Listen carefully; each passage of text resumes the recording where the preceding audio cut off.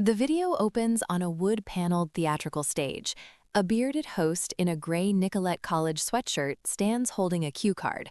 Behind him are a desk with red roses and a vintage phone, a burgundy couch, and tan leather armchairs. Welcome to Backstage past Nicolet College. Today you're joining us on the stage as the college is preparing for the fall production of Sweet Surrender, as you can tell by the props on stage. Let's not waste any time and get started. A montage set to upbeat music shows behind-the-scenes footage, cameras filming interviews, people laughing in green rooms and backstage areas, and outdoor shots.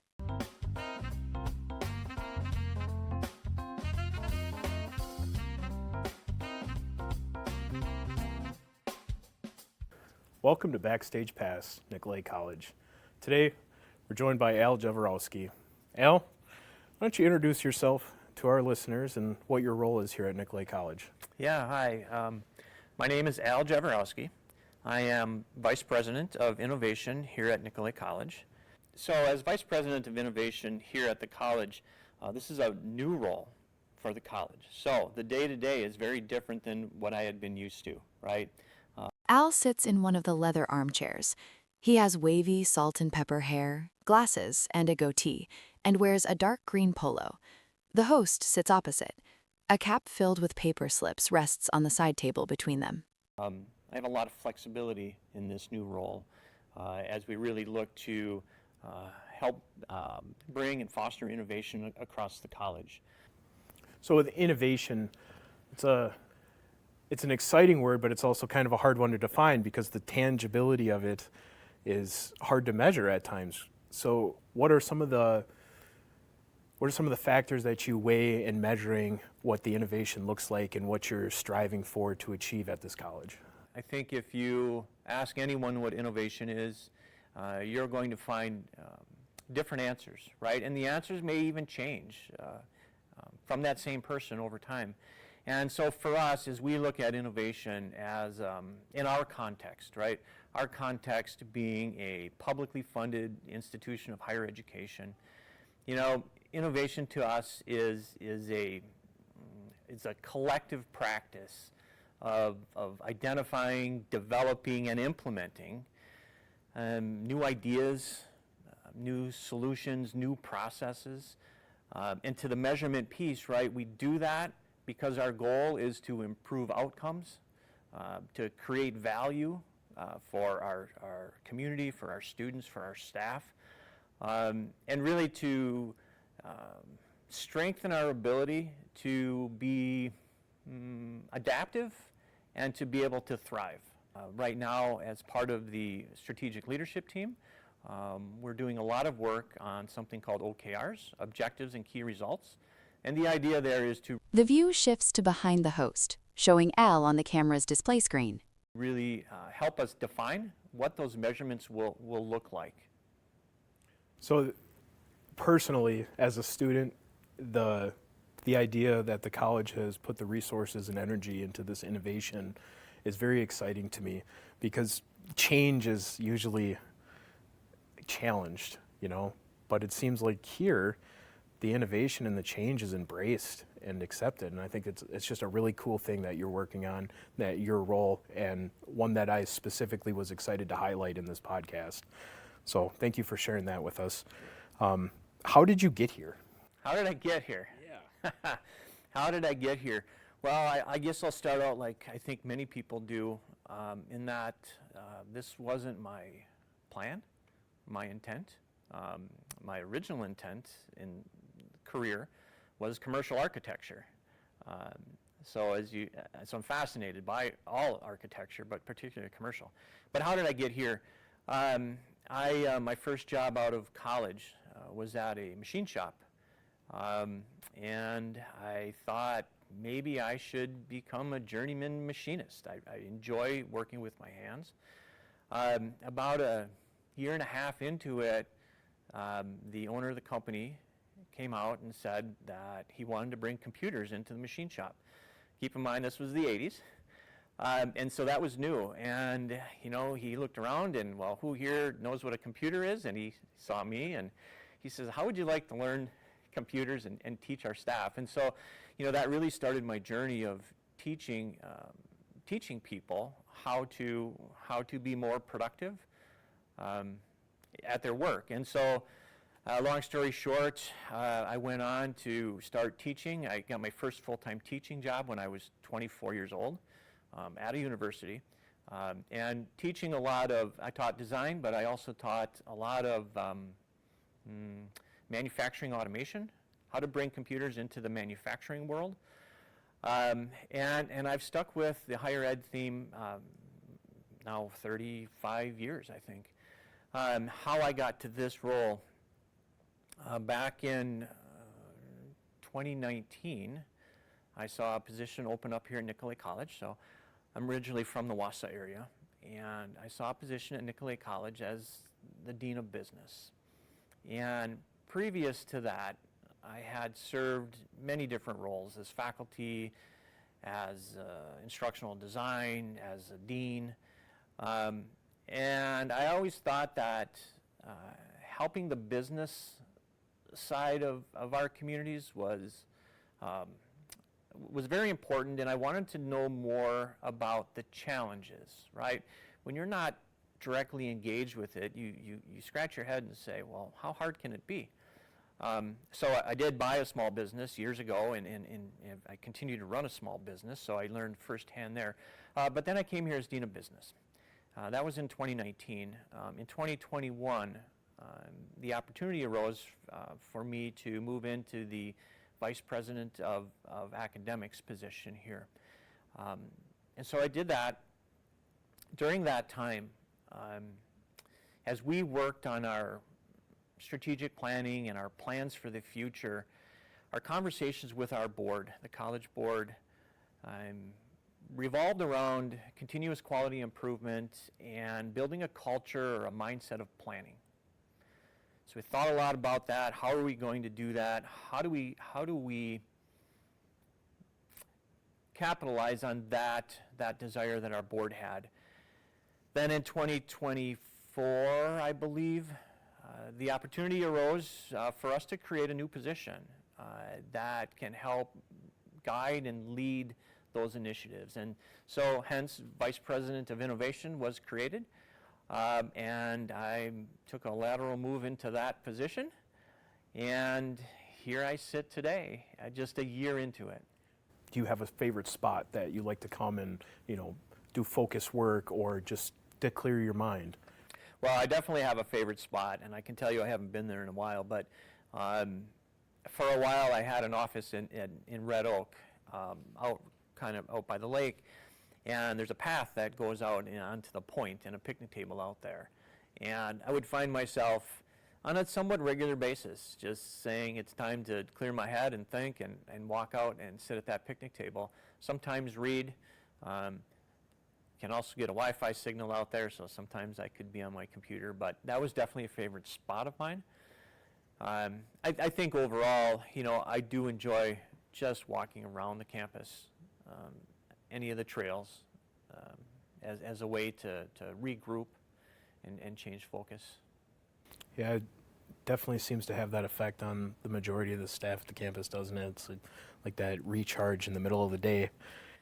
I think my favorite time on campus, though, is any time I see wildlife. I was so used to going to work and driving through all kinds of traffic and parking in crowded parking lots and making your way into the concrete jungle.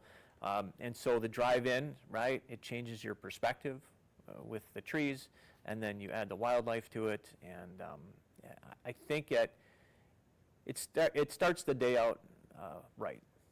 So, is there a piece of advice, or say you could wave a magic wand and give all students a skill or a mindset, what would that be? The skill or the mindset that I would give them would be to take chances, to have courage.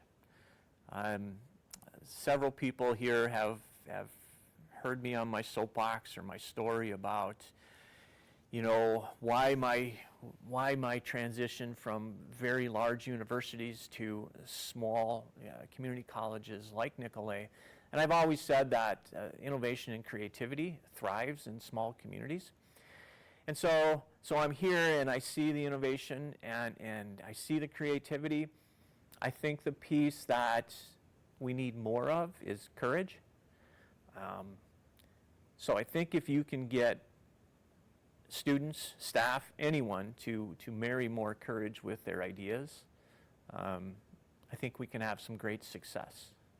So, looks like you did wear a favorite shirt for us today, so Yeah. maybe you could explain that to us. It looks like Learn to Build, Fly. Yeah, so this is my new favorite shirt. I have a lot of favorite shirts that are t-shirts, but this is my new favorite shirt, Learn, Build, Fly. It's a nonprofit organization that I became a part of just this past year. And what the organization does is it's a place where kids can come and learn things about airplanes, right?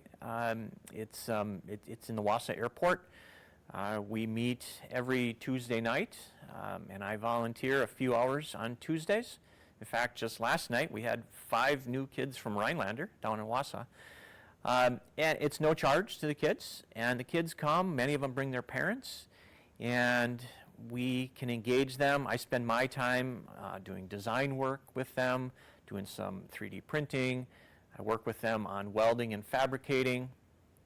They can also work on, they can be on flight simulators. We do composites work, just all kinds of things just geared around airplanes. And how would a student find this? Actually, go to their Facebook page. It's probably they do a very good job of posting to Facebook every week. It's learnbuildfly.org is the website as well. And every Tuesday, 6:30 till 9 is when we're open. We're also open on Saturdays. A lot of us go on Saturdays and do some behind-the-scenes work to get ready. But yeah, it's fun. You know, what I've found over my journey in education is that I really enjoy working with students, teaching them. My kids are now at the age that I don't know how much they'll learn from dad anymore, so they're moving on. But I thought it was a great timing for me to get back and teach some of these kids. So, you mentioned that as a kind of a hobby, extracurricular thing that you do. Do you have any other hobbies? Yeah, any other hobbies? I don't know that, you know, I guess the things that I do, most people don't really classify them as hobbies. You know, there was a time I did a lot of golfing. I don't do that anymore. I did a lot of fishing. I sold my boat.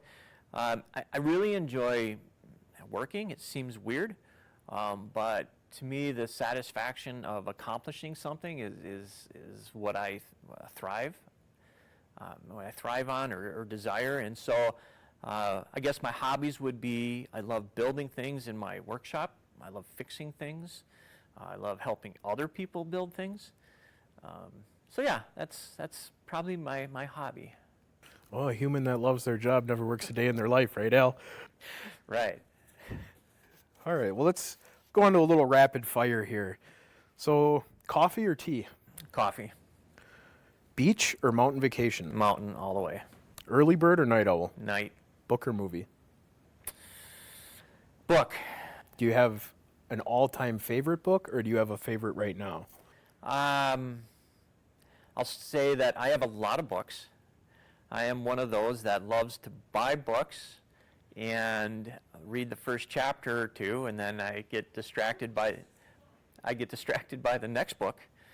The books that I read, though, I tend to read things like textbooks. It's kind of weird, but No judgment.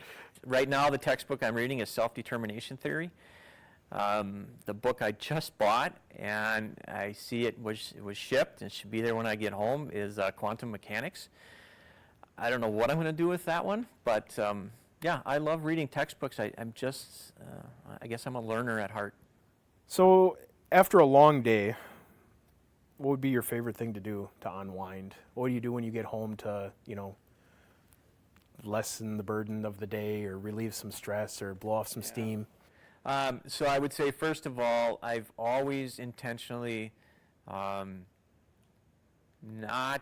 I've chosen not to live too close to work because to me the most relaxing thing can be a drive to and from work. So I really enjoy the drive home. I can really clear my mind and think about a different phase of activity or life. You know, I love to go out and cut grass.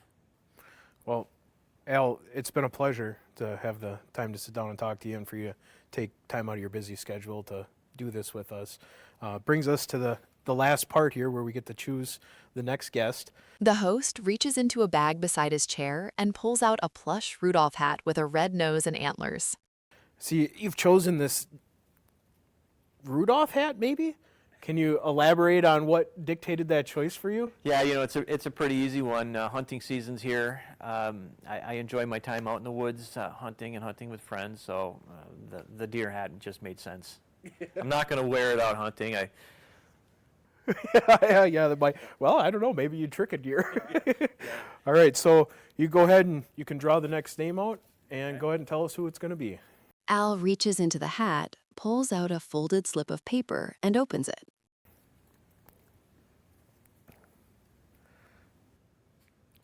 Kate Farrell. Kate Farrell, president of the college. Well, Al, thank you for your time today again. It was a pleasure to have time to sit down and get to talk to you. They shake hands. Yep, nice talking with you again, Jake.